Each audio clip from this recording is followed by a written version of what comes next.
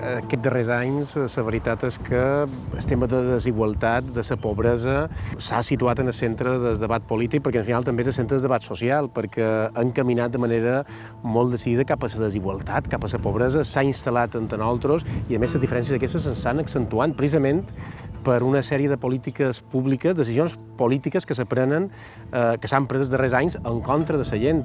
Moltes famílies que tenien ingressos deixen de tenir ingressos, deixen de tenir la cobertura de l'atur i no tenen cobertes les seves necessitats bàsiques.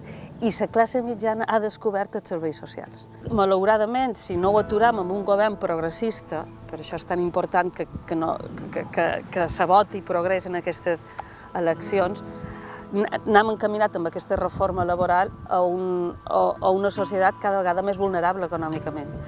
Per tant, el primer que hauríeu de fer és derogar la reforma laboral. Quina trobes que hauria de ser la meva prioritat a Madrid per poder donar suport a la teva feina en favor dels ciutadans més necessitats de les Illes Balears? Bé, jo crec que hi ha dos temes importants a la comunitat autònoma que necessiten un recolzament intens de l'Estat. Un, aquesta renda social que tingui recolzament estatal.